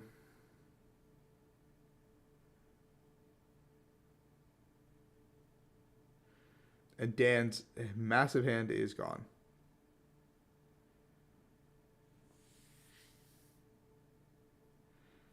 I apologize. I've not been familiar with the Maridon players' games.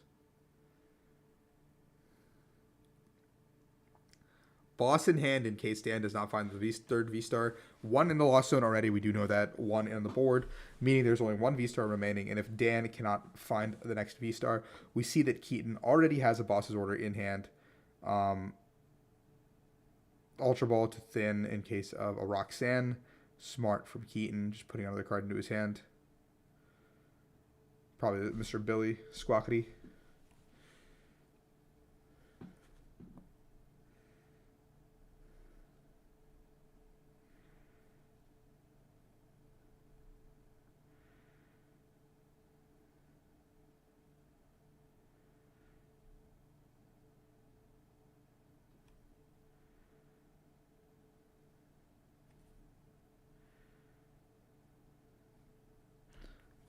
Okay, let's see the few cards that Dan is working with. We're going to see a Nest Ball to reset the deck. Sableye hitting the board. Ideally for Dan,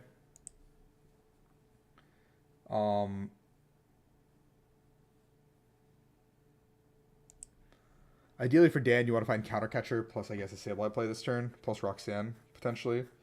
Path on top of that if that's all good. All good and dandy, you know? Okay.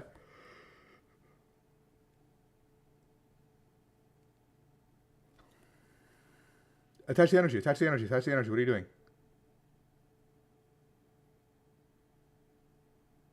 Wait. What? Why do we not attach the Psychic?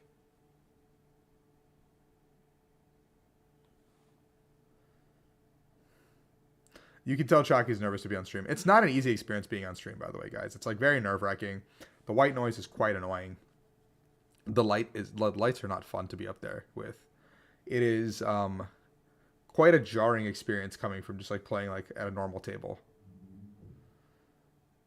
1, 2, the no look.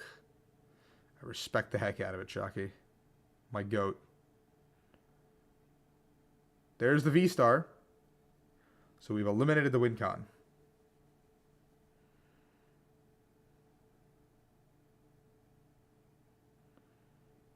Boom. Boom.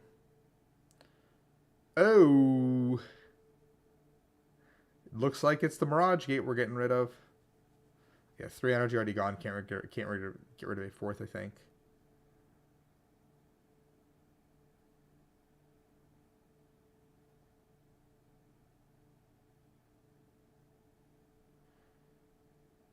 There's a Tina V-Star.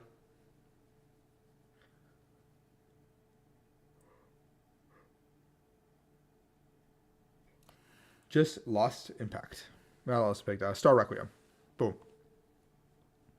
See, Chalky's 2 cards. WinCon was eliminated from the board. How can Chalky win this game this turn? He got given back to Flaffy, which is good. The other hands is prize. No more generators anyway, so you can't make that play. Rope doesn't win you the game.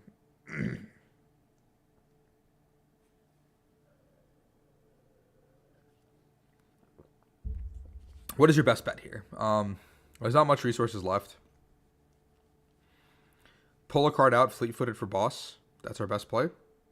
Even then, what are we bossing? Boss the other Tina, smack into it.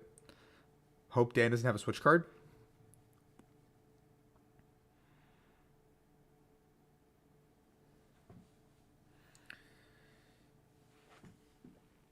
we can see Dan's hand is pretty fine, but does not have a switch card. So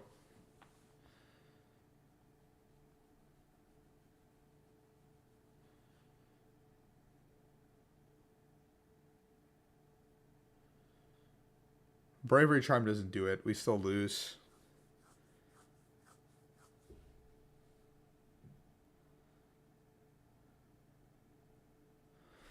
Getting rid of the Raichu early is actually what hurt this game, because if we had the Raichu here, the game is just actually over.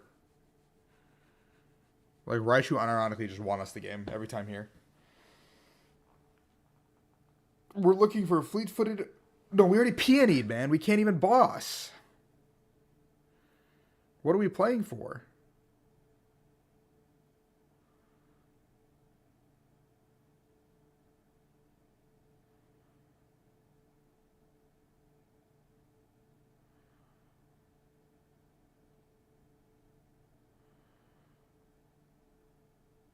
What are we playing for?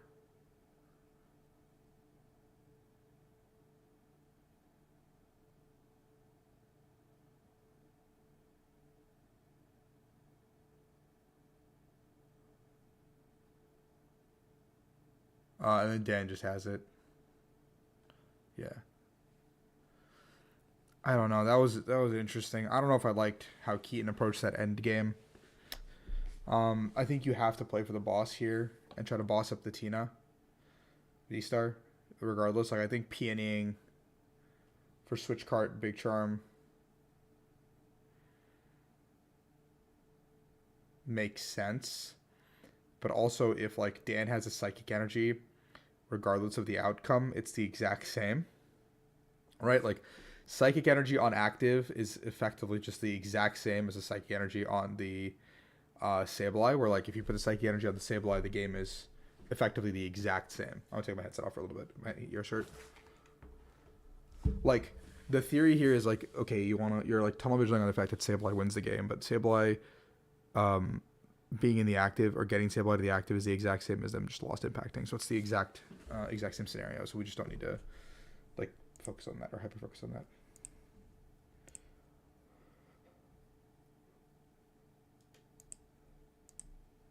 do, do, do, do, do, do, do. 25 minutes left. Not looking super hot for either player.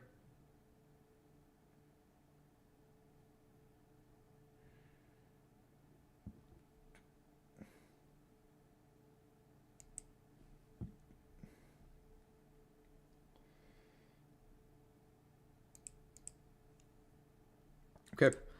We see one Squawk and a Raikou. We see a Tina, 2 energies.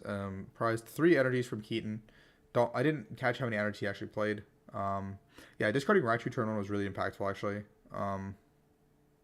Keaton opting to go second once again, pretty interesting. Avery and Danceless, pretty cool.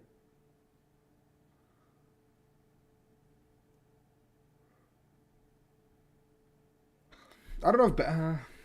yeah, I think benching it would have been fine, honestly, because I guess it forces something out of Dan to do something.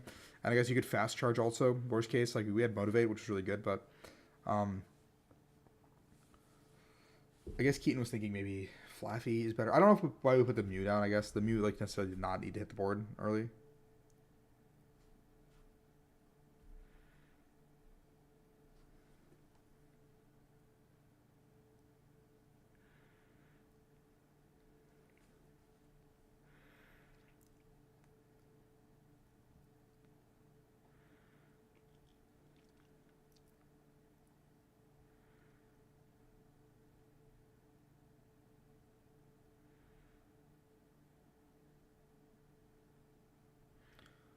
Just letting Dan do his little deck search here.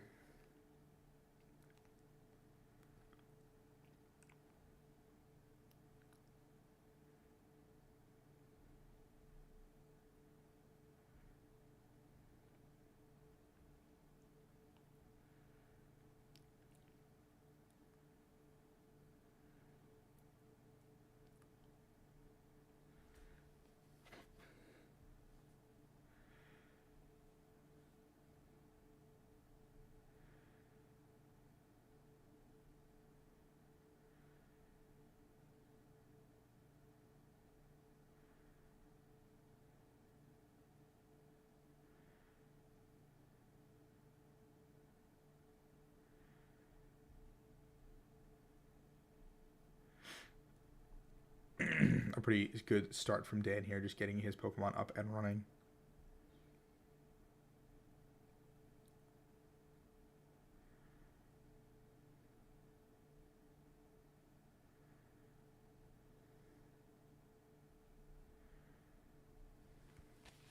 Roxanne gone as well. Dan's Opening Hand not amazing, I guess, here, but we're going to go ahead and just grab ourselves probably Greninja here, if it's in the deck. Or second Tina. Dan opting to go for a more aggressive strategy in this game, or just getting more bodies onto the board, so Keaton has a much harder time winning the game.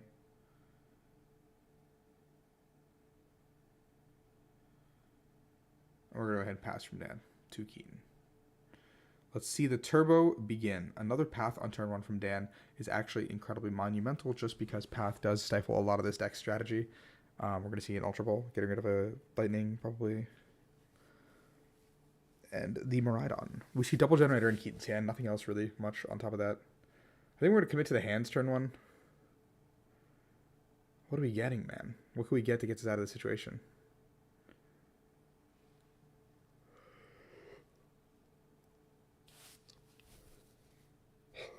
I don't think there's a counter stadium, unfortunately. I think we're in a lot of trouble. Our hand is just not good. The Peony build has a lot of bad cards in it, unfortunately, or dead cards in the early game.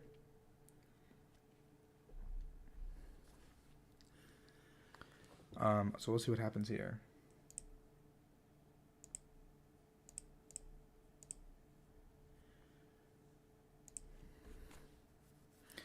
I mean, do you even, like, it's just hands, but also, like, there's 2 Tinas on the bench. Like, what do you do?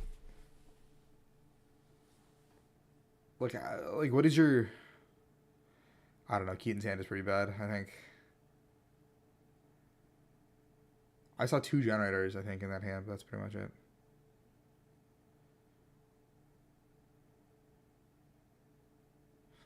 Thank you. Whoever circled the Path to the Peak in the official stream team, I appreciate you, you know?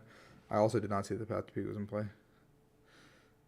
I hope that's my job. If I ever get this job, I hope I get to be the guy that gets to circle things. 1, 2, 3. Oh, there it is. First 2. 2 out of 3. We're insane. We're actually cracked at Fortnite. This is actually the freest game of our life.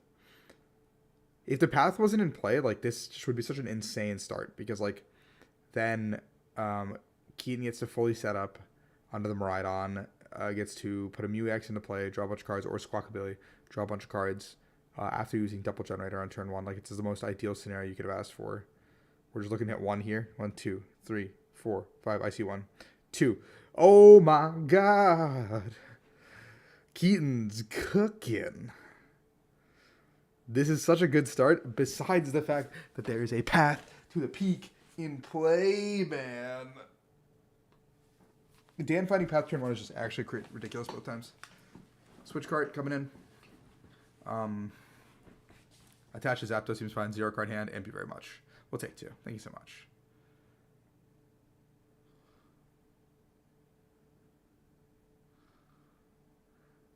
Keaton laughing a little bit, just being like, I'm mad at 0 card hand.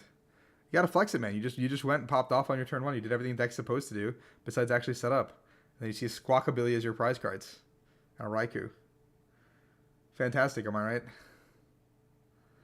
2, 3, 4, 5. I mean, if Dan pulls off a Lost Impact this turn, the game, like, legitimately ends.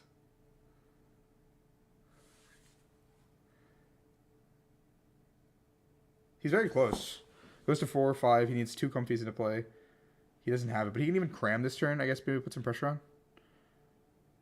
You want to see a Comfy here, I think. Path going goes to 5. Switch card. I mean, you can even Abyss Seeking here. Like, Abyss Seeking is also just completely fine, because Keaton can't one-shot this Tina. And if you're just Abyss Seeking, then the other Tina just, like, wins you the game, I guess. It's just how much do you believe in the fact that Keaton's 2 prize cards were insane and he has 1 top card.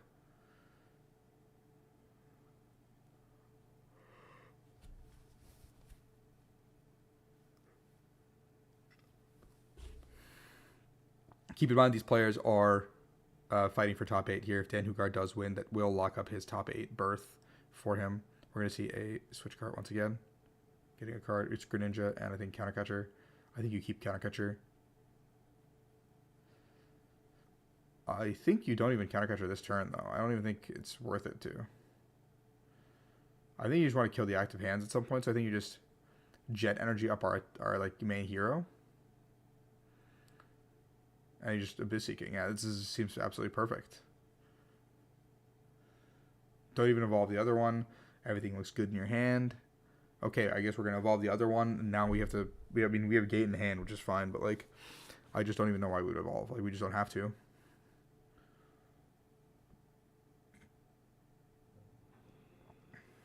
Okay.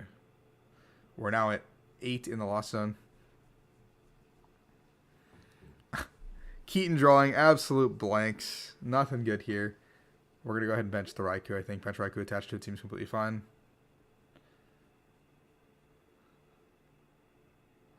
Attach the Zapdos, bench both of them, and pass.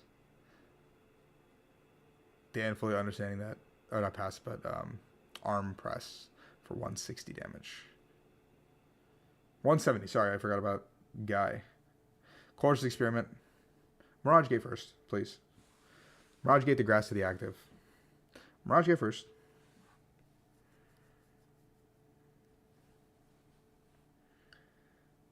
Mirage Gate first here. We go ahead and put the grass on active. And then water on bench seems fine.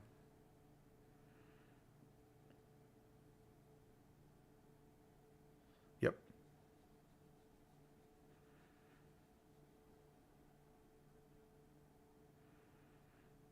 Are we just going to manually retreat this guy? Is that even necessary, though, is the question? Like, I guess you can hit a grass off this chorus, and that's also, like, completely fine, but also just attaching to the active is, like, a super safe play, I feel like.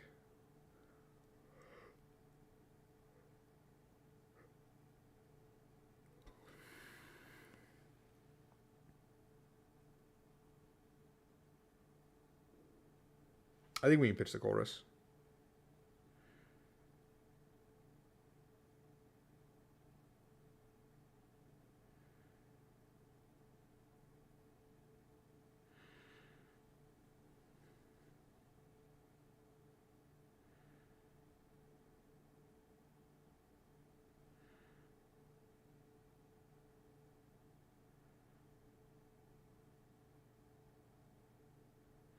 Ten.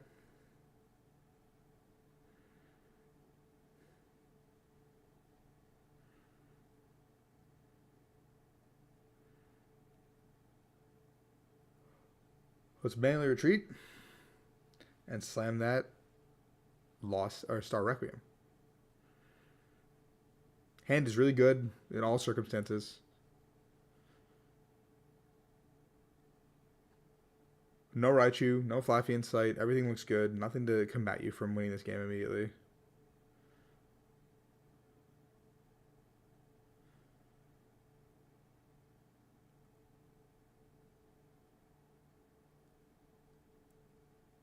If you threw up Squawk, he would have had Motivate. It was actually pretty funny.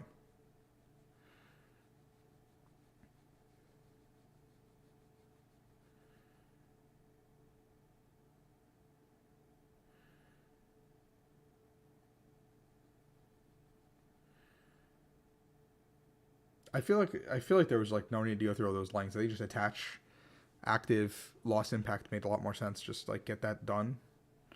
Now we have like these gates and these tools that we're trying to like dig for, and now if we lost Impact, we're getting rid of like crucial energies. I guess it's the exact same because you have switch card, but you burn a switch card for no reason and dig one deeper for I guess minimal return.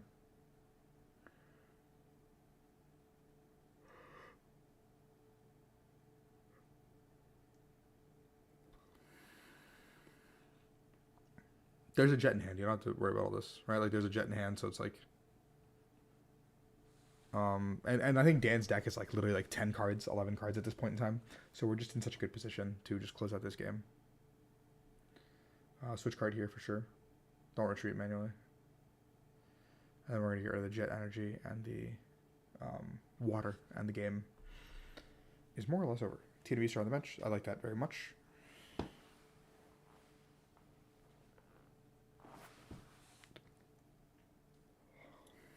Power up the attacker. It's still ready to go. We're going to go ahead and see Keaton take most prize. Draft turn.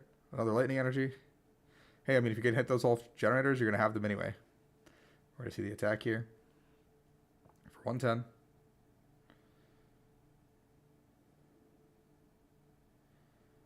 Here's where it gets awkward. There's no rope.